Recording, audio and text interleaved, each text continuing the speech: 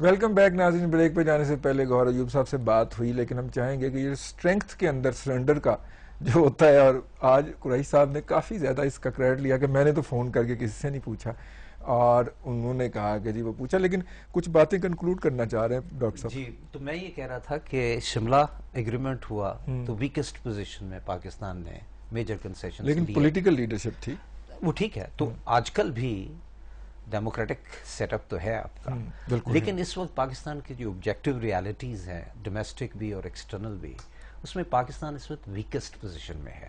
71 سے تو زیادہ ویک نہیں ہے نا جی، کافی لحاظ سے. لیکن جس قسم کی وائلنس ہے، ایکسٹریمزم کا جو مسئلہ ہے، آپ کی اکانومی جس نہج پہ ہے، تو مسائل کافی سنگین قسم کے ہیں. لا اینڈ آرڈر کا بریک ڈاؤن ہے. تو ایسی صورت میں قریشی صاحب یہ جب کہتے ہیں کہ میں تو کوئی فون ریسیو کرنے نہیں گیا، جس کا مطلب یہ ہے کہ پاکستان نے اپنی پوزیشن جو اس وقت ریجنل کانٹیکسٹ ہے، اور ہندوستان جو چاہ رہا ہے، اور امریکہ کو اس کی آشیرواد ساتھ شامل ہے، تو اس کو بلاک کرنے کے لیے یہ جو اس قسم کا سٹینڈ ہوا ہے، اور یہ جو ایک قسم کا سٹیل میٹ ہوا ہے پریس کانفرنس میں، یا ایک دوسرے پہ پوائنٹ سکورنگ ہوئی ہے، تو اس کا مطلب یہ ہے کہ اگر ہندوستان اپنا ایجنڈا لے کے آیا تھا، اب اس میں 6 گھنٹے میں کیا ان ایشوز پہ باتیں ہوئی ہیں، کیونکہ جو کمپوزٹ ڈائلاگ ہے اس لفظ سے انڈیا الرجک ہے، اور وہ جو 4 سال کی پیش رفت تھی اس کو وہ بات کرنے کے لیے تیار نہیں تھا.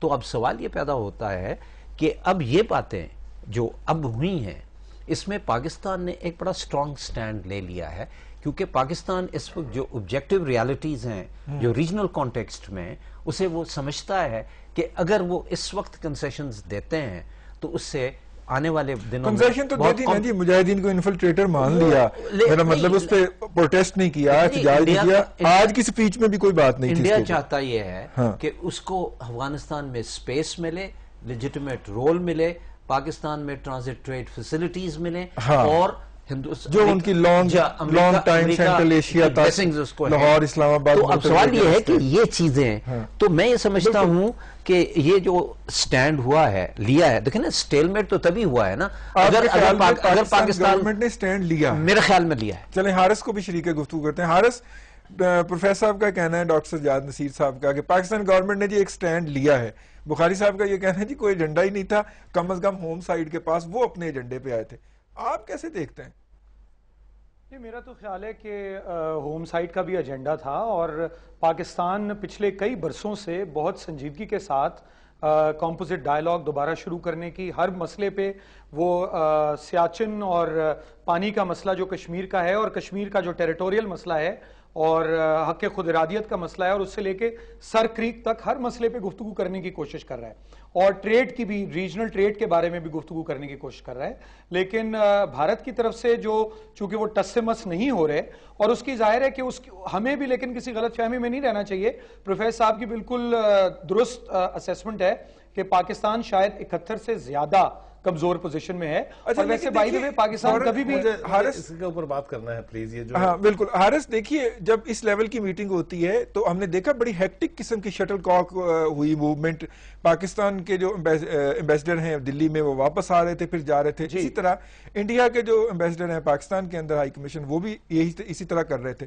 اس کا مطلب ہے کچھ ایجنڈا طے ہوا تھا دونوں سائیڈز کے اوپر. نہیں بالکل ایجنڈا. اور پریس کانفرنس تو ایسے تھی جیسے بیچ چوراہے کے اندر سانجے کی ہنڈیا پھوٹتی ہے، اس طرح پریس کانفرنس پھوٹی ہے. دیکھیں نا دیکھیں نا بات یہ ہے کہ وہ پریس کانفرنس تو بالکل جو جیسے کہنا چاہیے کہ اس سے تو ایک بہت مایوسی پھیلی ہے. مطلب اس کے لیے تو ایک اس کے لیے آپ کا کوئی جنوبی ایشیا کی سیاست پہ نظر رکھنے کی بات کی. پروفیسر صاحب نے بھی یہ بات کی، اس کا جواب تھوڑی سی ایکسپلینیشن کی اجازت دیں مجھے. یہ جو ہے نا کہ ہماری پوزیشن بڑی ویک ہے. آپ نے تو خود کہا 1971 سے زیادہ ویک تو نہیں ہو سکتی. ہم ذرا تھوڑا سا پڑوس میں بھی دیکھ لیں. ایران کی پوزیشن پوسٹ ریولوشن اس سے زیادہ ویکسٹ میرا نہیں خیال کہ کسی بھی ملک کی اس خطے میں ہے. کہ ایک پیاز کی گٹھیا سے لے کے اور سوئی تک وہاں نہ جانے کی اجازت تھی، نہ وہاں سے کسی کوئی تیل خریدتا تھا ان کا. یہ یاد ہے نا؟ بالکل. انہوں نے بیٹھ کے سر جوڑا اور سیلف ریلائنس کی بات کی، جو ایک کلیشے بن کے رہ گیا ہے، لیکن ہمارے پڑوس میں اس پہ عمل ہوا. جب آپ سیلف ریلائنس کی طرف جاتے ہیں، جب آپ کرپشن کنٹرول کر لیتے ہیں، جب آپ نان ڈیولپمنٹل ایکسپینڈیچر کو ریڈیوس کر لیتے ہیں، تو آپ کو اس بھیک کی ضرورت نہیں رہتی. وہ میڈیسن میں اتنے ایڈوانس چلے گئے، ایران بہت ایڈوانس ہے میڈیسن. PL 480 1960 سے شروع ہو جائیں آپ، اور آج تک امریکن امداد کبھی سٹرنگز کے بغیر نہیں آئی ہے، اور ہم نے امداد کم لی ہے، قیمت زیادہ چکائی ہے. یہی اب ہمارے ساتھ ہو رہا ہے. وہ جنگ جو ہم نے امریکہ کی جنگ کے طور پہ شروع کی تھی، اپنی بنا لی ہے، ہمارے گلے کا ہار ہے، اور ہم جو قیمت اس کی ادا کر رہے ہیں، اور جو بھی ہم نے کرنی ہے ادا، اس سے مجھے خوف آتا ہے. ابھی بھی وقت ہے کہ ہماری لیڈرشپ بیٹھ کے ہوم ورک کر کے سیلف ریلائنس کی طرف پلٹے، تب یہ بھیک ختم ہوگی. بالکل ٹھیک. ایران کے سلسلے میں ایک بات جو ہم ہمیشہ بھول جاتے ہیں وہ یہ ہے کہ ایران کبھی کالونی نہیں رہا، کالونائز نہیں ہوا ہے، کبھی غلام، اور اس کی 3000 سال کی ایک تاریخ ہے. اس لیے وہاں ان کی سائیکولوجیکل میک اپ جو ہے ایران کا اور ایرانینز کا وہ نہیں ہے. اگر آپ شاہ کے پیریڈ کو ایکسکلوڈ کر دیں، جس میں کہ امریکن ایک خوددار قوم کے طور پہ ان کی تو ہمارا گرومنگ جو ہوئی ہے. میک اپ ہے سائیکولوجیکل اور ہسٹوریکل جو لیگیسی ہے وہ بڑی ڈیفرنٹ ہے. اور جیسے ابھی کہا گیا کہ 54 سے لے کے ہماری جو ڈیپینڈنسی سنڈروم ہے، ہم اس سے کبھی باہر آئے ہی نہیں ہیں، اور ہم نے کبھی سیلف ریلائنس جو ہے اس کی طرف دیکھا ہی نہیں ہے، اور ورلڈ بینک اور IMF کے نرغے میں ہمیشہ پھنسے رہے ہیں. تو جب تک لیڈرشپ جو ہے پاکستان میں، پولیٹیکل لیڈرشپ جو ہے، اس کی اورینٹیشن جو ہے وہ ڈیفرنٹ نہیں ہوگی، جس کے امکانات مجھے نظر نہیں آتے ہیں. کیونکہ ہمارا جو تاریخ کا تجربہ ہے اور ہمارے جو دودباش ہے، ہماری سوچ کے جو انداز ہیں، اس میں سیلف ریلائنس، کیونکہ یہ چیزیں وہاں آتی ہیں جہاں کیریکٹر ہوتا ہے، سیلف ریسپیکٹ ہوتی ہے، ڈگنیٹی ہوتی ہے. تعلیم سے آتا ہے. تعلیم آپ یونیورسٹی میں دیتے رہے، لوگ جعلی اسمبلی میں پہنچ گئے. یہ ضروری نہیں ہے. نہیں، یہ تعلیم کی جہاں تک بات ہے نا، تو بہت سارے ممالک جو ہیں ان میں 90% لٹریسی ریٹ ہے، لیکن وہاں بھی آپ کو بے شمار مسائل جو ہیں وہ نظر آتے ہیں. ذرا موضوع سے ہٹ رہے ہیں، ہم واپس آئیں اور میں بخاری صاحب کی طرف آتا ہوں. حارث، میں پھر آپ کے پاس وہی بات لے کے جو انڈین فارن منسٹر نے کہی کہ ہم نے اپنا ایجنڈا اچیو کر لیا، اپنے مقاصد اچیو کر لیے. اس کا مطلب ہے ان کا تو کوئی ڈیفینیٹلی ایجنڈا تھا.